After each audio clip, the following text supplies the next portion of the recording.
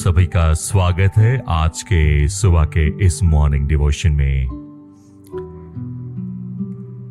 इस आत्मिक यात्रा में आज हम बात करेंगे भविष्यवक्ताई शब्दों की सामर्थ के बारे में, परमेश्वर के वचन के, उसकी वाचाओं की शक्ति के बारे में। परमेश्वर का वचन कहता है जब वह कुछ बोलते हैं तो कुछ नया रचता है।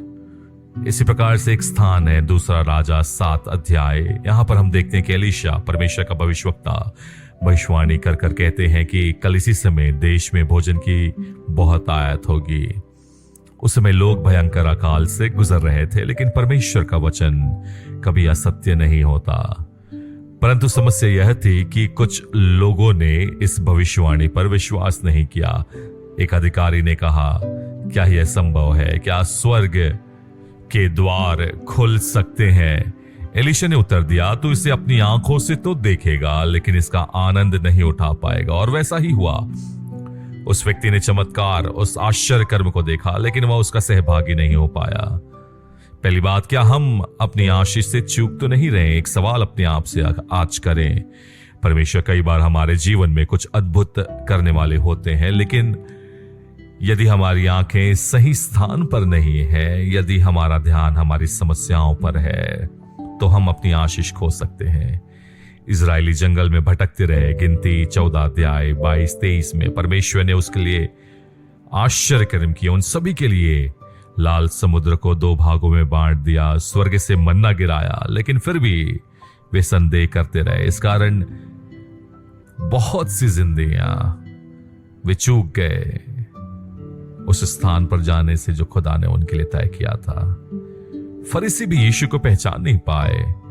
फरीसी शास्त्रों को पढ़ते थे, वे मसीह की प्रतीक्षा भी कर रहे थे, लेकिन जब यीशु उनके बीच में आए तो उन्होंने उसे अस्वीकार किया। और आज भी तो यही होता है। हम प्रार्थना करते हैं परमेश्वर हमारे जीवन में कार्य करे, लेकिन जब परमेश्वर हमें अवसर देते हैं तो हम उसे पहचान नहीं पाते। क्या आपने कभी सोचा है कि जो दरवाजा आप बंद समझ रहे थे वह असल में आशीष की कुंजी हो सकती है? दूसरी बात, बाइबल में बहुत से उदाहरण हैं जहां भविष्यवाणी के शब्दों ने परिस्थितियों को बदला है। पहला स्थान, कुछ स्थानों को हम देखते हुए चलेंगे। हन्ना की प्रार्थना और भविष्यवाणी। पहला शमूएल 1:17। एली याजक ने हन्ना से कहा, जा परमेश्वर तुझे वह दे जो तूने मांगा है। हन्ना बांझ थी, लेकिन इस भविष्यवाणी के, इस वाचा के बाद उसने विश्वास किया और उसे शमूएल पुत्र प्राप्त हुआ। दूसरा, इब्राहिम को संतान का वादा। उत्पत्ति 18:10। अगले साल इसी समय तेरी पत्नी सारा को पुत्र होगा। सारा हंसी क्योंकि वह बूढ़ी थी, लेकिन परमेश्वर का वचन सत्य निकला और उसे इज़ाक पुत्र के रूप में प्राप्त हुआ। सूखी हड्डियों की भविष्यवाणी। तीसरे स्थान को हम देखें, यहेजकेल 37:4-5। हे सूखी हड्डियों, यहोवा का वचन सुनो, देखो मैं फिर से प्राण डालूंगा और तुम जीवित हो जाओगे। जब नबी ने वचन बोला तो सूखी हड्डियां सेना में बदल गई। यशाया 55:11 में लिखा है, मेरा वचन जो मेरे मुंह से निकलता है वह व्यर्थ नहीं लौटता, और वही करता है जिसके लिए मैं उसे भेजता हूं। भविष्यवाणी की सामर्थ आज भी जीवित है। परमेश्वर के वचन की सामर्थ आज भी कार्य कर रही है। परमेश्वर वही है कल, आज और सदा तक। इब्रानी 13:8। यदि उसने एलीशा, इब्राहिम, यहेजकेल के समय में कार्य किया तो वो आज भी आपके जीवन में कई अद्भुत बातों को कर सकते हैं। आइए कुछ घोषणाओं को करें हम मिलकर, क्योंकि जब हम परमेश्वर के वचन को स्वीकार करते हैं तो वह हमारे जीवन में कार्य करता है।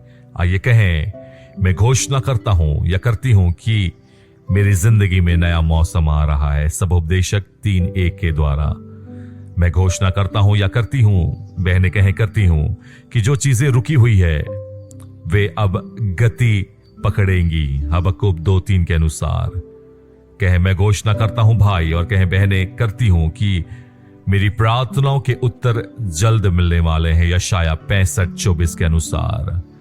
कहे, मैं घोषणा करता हूं, बहनें कहें करती हूं, कि आप परमेश्वर की आशीष में चलेंगे और कोई भी हथियार जो मेरे विरुद्ध बनेगा सफल नहीं होगा। यशाया 54:17। कहें, मेरे जीवन में नए अवसर आएंगे और बंद दरवाजे खुलेंगे। प्रकाशित वाक्य 3:8 के अनुसार। आज मैं अपने हर भाई और बहन के लिए प्रार्थना करता हूं, पिता, जो इस संदेश को सुन रहे हैं उनके जीवन में नया बदलाव लाइए। उनके मन से अविश्वास और संदेह को हटा दीजिए। जो आशीषें हैं उनकी, वे उनसे वंचित न रहें। यीशु के नाम से उन्हें आशीष दीजिए। आमीन।